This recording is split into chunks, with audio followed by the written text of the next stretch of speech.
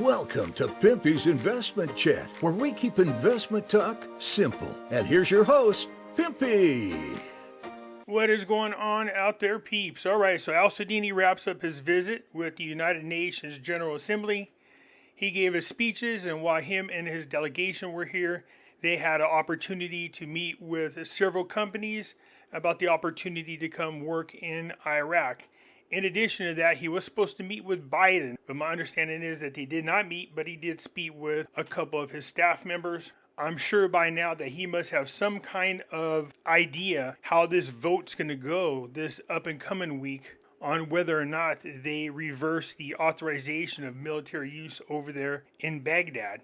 I'm wondering if there was any kind of stipulations or agreements that were made one way or the other. But next week, I guess we're going to find out now, aren't we?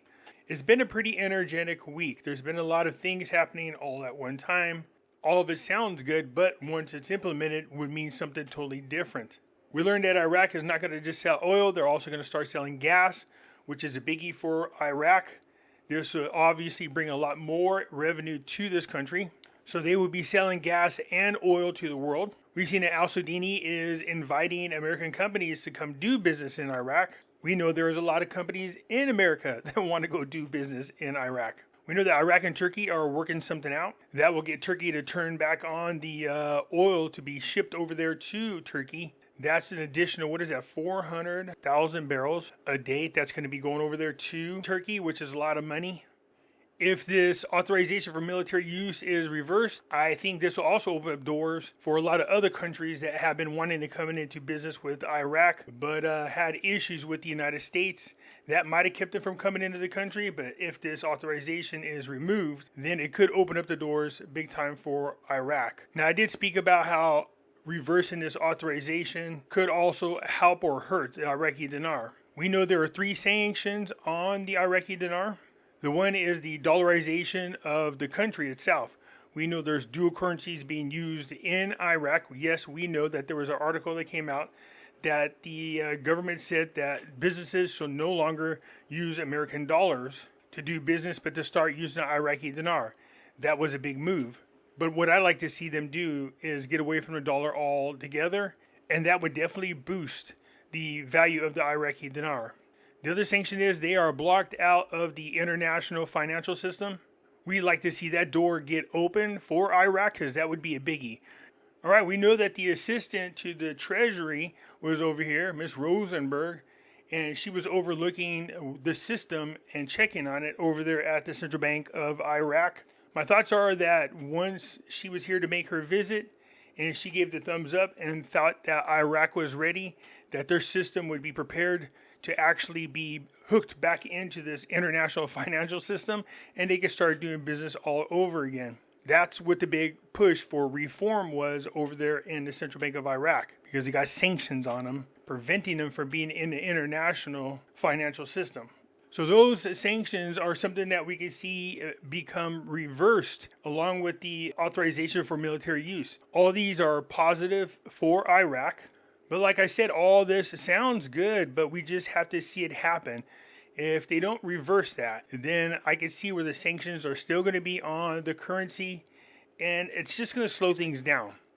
Now, the other biggie is Sundani is preparing to go visit with Russia, and I'm absolutely positively sure that this administration has had a lot to say about that and has probably either given some warnings to Sundani or has messages to be passed along to Putin while he's there. Either way, they could affect what's going on with Iraq as well. So as exciting as this visit was over here to the United States at the UN General Assembly, the visit over to Russia is going to be a biggie for us as well. We're going to have to keep an eye on that. Sundani was very happy about breaking to the world. The development project for the roads are already started. This is going to open up their economy. They have asked other nations to assist them with finding and locating the stolen funds from Iraq. Let's hope that these countries cooperate and work with Sundani in Iraq to make that happen. So yes, there is a lot of reasons to be excited about the Iraqi dinar's future. There are a lot of steps taking place to make things happen. The reversal of this authorization for military use would definitely give Iraq back their sovereignty. They'd be free to do what they want without asking for permission all the damn time. In addition to that, we know that they're working on the port of Fa.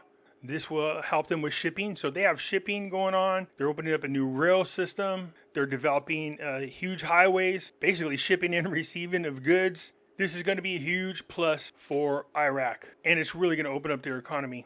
And as you know, as they become stronger economically and they get away from just relying so much on oil, this is going to help strengthen up the dinar. So you can see just how busy al-Sudani was. The German counselor, the Spanish prime minister, the Dutch prime minister, the head of state of Bulgaria, the prime minister of the Kingdom of Norway, the Republic of Cyprus, the president of South Korea, the prime minister of Malaysia, the president of Islamic Republic of Iran, the Lebanese prime minister, the Kuwait prime minister, the chairman of Yemen Presidential Leadership Council, the British deputy prime minister, the United States Secretary of State, the U.S. Undersecretary, the U.S. Treasury, the Secretary General of the United Nations, the U.S. Presidential Special Envoy to the Middle East and North Africa. So yeah, al-Sudani has been very, very busy. You have the Director of the United Nations Development Program, the Economic and Social Commission for Western Asia, as well as the heads of representatives of General Electric and Honeywell and multinational technology groups. What this means is business. So al-Sudani to visit Russia in the next few weeks. So al-Sudani did confirm that he will be in Russia's capital, Moscow, within the next few weeks. The ministry said that the statement today of Deputy Prime Minister and the Foreign Minister statement added that during the meeting they discussed the prospects for joint cooperation and development of bilateral relations between the two countries, as the minister stressed that the Iraqi side is working to complete the necessary preparation for the visit of the Prime Minister al-Sudani to the Russian capital Moscow in the next few weeks. He said the statement quoted Hussein as saying that the talks between the two sides during the visit will provide an opportunity to discuss bilateral cooperation between the two sides and the political and economical fields, noting that the possibility of holding the meeting of the Iraqi-Russian Joint Committee on sidelines of the visit. So they got businesses over there that want to do business in Iraq as well. The Russian Federation, Sergei, stressed his country's keenness to develop bilateral relations between the two countries, pointing out that his country looks forward to al-Sudani's visit to Moscow in the next few weeks. So besides doing business over there in Iraq, I'm sure Russia is going to want to talk about OPEC issues, since they're both members of OPEC. So all in all, I think it was a good week, a good couple of weeks for Iraq. But again, not to pee in anybody's Wheaties. Right now, there's all kinds of possibilities. We can't get overly excited until they're implemented. Everything that they're talking about right now mostly has to do with things that can start being implemented in 2024. Yes, you have businesses coming in, but you think they're just going to pull a wand out their butt and presto be there tomorrow? No. They have to go over there and get established. Now, the reversing of the authorization for military use, that can actually be done by next week. I'm actually looking forward to that because I'm curious to see how that's going to work out, how that affects the sanctions that are against the currency of Iraq. Because if we can get those reversed, that's going to be a major step for Iraq and the Iraqi dinar. Anyways, that's it for now, you guys. I appreciate you tuning in, and I will catch you later. I'm out.